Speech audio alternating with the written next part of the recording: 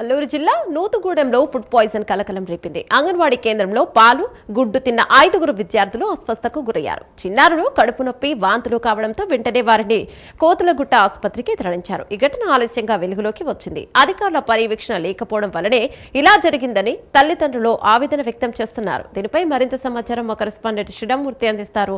శ్రీరామూర్తి, చెప్పండి, ప్రస్తుతం పిల్లల పరిస్థితి ఎలా ఉంది? ఏదైతే ఐపోలవరం జిల్లా విజయపురం మండలం నూతుగూడెం గ్రామంలో ఈ ఘటన చోటు చేసుకుంది.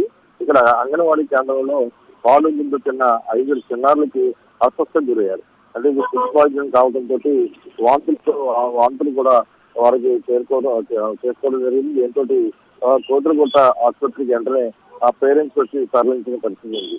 అయితే ఇది సోమవారం జరిగిన ఘటన. అయితే లేటుగా బయటికి వెలుగులోకి వచ్చింది. గుడ్డు తినడంతో అర్ధరాత్రి ఒక బాబుని అంబులెన్స్ లో ద్వారా హాస్పిటల్కి తరలించిన పరిస్థితి ఉంది. ఆ తర్వాత మిగతా 4 చిన్నారుల పరిస్థితి కూడా కడుపు నొప్పి, వాంతులతో హాస్పిటల్లో అడ్మిట్ అయ్యారు. ఈ ఘటన ఆర్థికంగా వెలుగులోకి రావడంతో అధికారులు అప్రమత్తమై ఇప్పుడు ఈ రోజు ట్రీట్మెంట్ ఇస్తున్నారు. అయితే అధికారులు పర్యవేక్షణ కరువు కావడంతో ఈ పరిస్థితి ఏర్పడిందని చెప్పి ఇక్కడ తల్లిదండ్రులు కూడా ఆరోపిస్తున్న పరిస్థితి ఉంది. అయితే ప్రస్తుతం చిన్నారులు కోనవరం మండలంలోని కోతలగుట్ట పిఎస్సి కమ్యూనిటీ హెల్త్ సెంటర్ లో వైద్యం అందిస్తున్నారు. వీళ్ళు కోలుకుంటున్నారు.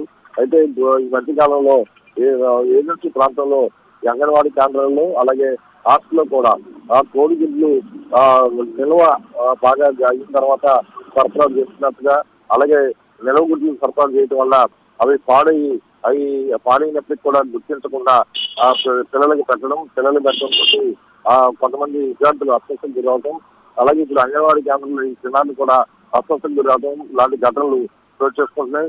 నిన్న చూసుకున్నట్లయితే దేవీపట్నం మండలంలో కూడా ఒక స్కూల్లో హాస్టల్ ఇదే పరిస్థితి ఏర్పడింది.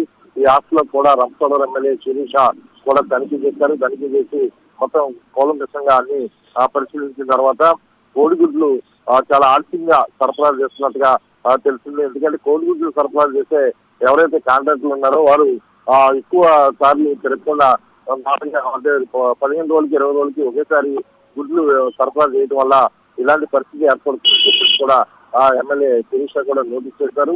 దీని మీద ఎవరైతే గుడ్లు సరఫరా చేస్తారో గుడ్లు సరఫరా చేసే కాంట్రాక్టర్కి అలాగే కూడా అధికారులకు కూడా సీరియస్ గా హెచ్చరికలు చేశారు.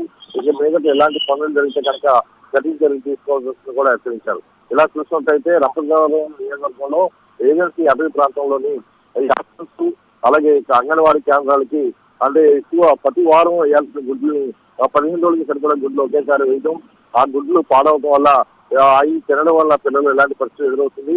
అంగన్వాడీ కేంద్రంలో ముందుగా గుర్తించి వీటిని పక్కకి తీగిపోవడం కూడా ఇలాంటి పరిస్థితులకి కావిస్తుందని చెప్పేసి కూడా తల్లిదండ్రులు కూడా ఆరోపిస్తున్న పరిస్థితి ఉంది.